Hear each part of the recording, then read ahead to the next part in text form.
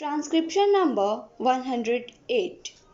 Sir, our Constitution has also emphasized this composite character of our culture. The language, which is going to be the official language of the Indian Union, it has been laid down in the Constitution, will reflect the diversity of our composite culture.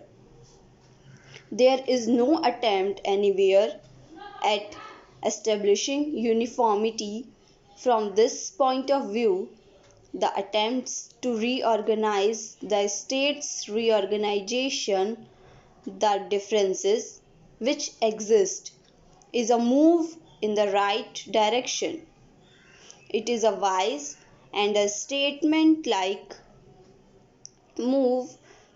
The essence of its statesmanship is not to do something according to a formula. Something may be ideal on paper, but when we face certain facts, the essence of statesmanship is to face those facts and to recognize the differences or the diversities or the difficulties which exist, and then to find a solution in which these difficulties, these diversities, and these differences may be reconciled. The present bill takes a further step in that direction, but my regret is that this bill did not form part of the states reorganization bill. If the proposals contained in this bill had been presented as a part of the general proposals in the states reorganization bill, perhaps this extra attention which has been paid to the particular problems discussed in this bill would not have been given. So much time and attention would not have been consumed over this question if we were dealing with a larger number of problems. When we look into the totality of the situation in India, we look at the problems in a general way, but when we isolate one particular problem from the general totality of the picture and look at only one isolated problem, there is always a risk, there is always a danger that we might exaggerate the importance of some particular items. One of the reasons why there has been so much discussion over these rather small bill, as the Honorable Home Minister described it, is because it has been isolated from the general picture of the reorganization of Indian states. With regard to the particular proposals which have been made, sir, I do not wish to speak at length at this late stage. These are in essence the result of discussions and shall I say, if not complete agreement, at least the reduction to a minimum of the differences which existed between the different groups, the various demands and counter demands of the different states. That use of the term state in this connection is somewhat unfortunate. If we had talked of provinces instead of states, there would have been less of feeling on this issue. But be that as it may, these demands of the different states have been before the country for a number of years. After a great deal of discussion over this particular bill, we have come to what may be regarded as more or less agreed settlements. The Bengal government had made certain demands, the Bihar government had made certain demands. Perhaps in a case like this, it would have been better if these demands had not been made publicly in that particular manner. It might have been better if the governments had discussed it among themselves.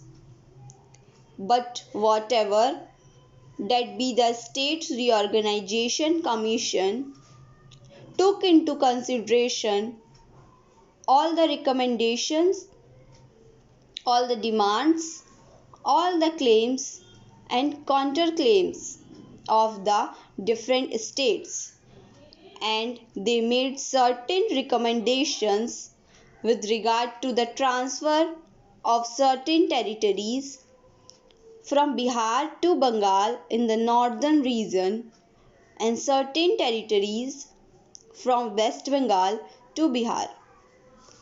So far as the territories in the north are concerned, unfortunately, as the Honorable Home Minister stated today also, there was a defect in the proposal of the States Reorganization Commission. But my honorable friend Pandit Kunjru, who is absent today, made it very clear in his speech before the House that mistake had arisen because the commission had been given certain defective maps. The idea of the commission throughout was to suggest the redistribution of the territories in the northern region in such a way that West Bengal may become one compact state. They had made the particular recommendation, which they made partly because one of the rivers in that region is continually shifting its channel, and partly because defective maps had been used. And Pandit Kunjuru, in his speech before this House, left no doubt in the matter that if the correct maps had been before them, they would have framed their recommendations in a manner which would have ensured that West Bengal was one compact state. As regard the needs of the compact state, I do not have to add anything after what was said by the Honorable Home Minister today. For administrative purposes, it is essential that a state must be a compact unit,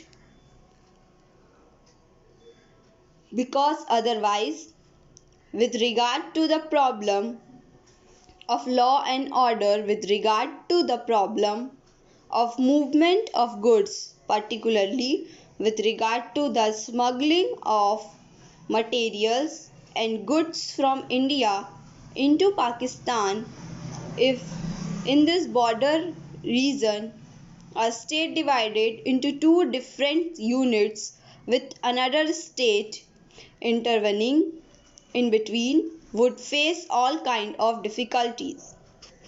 Now, sir, my honorable friend who spoke last also agreed that there should be a compact state of West Bengal, but he asked why should the boundary of this compact state be 200 yards to the west of the national highway.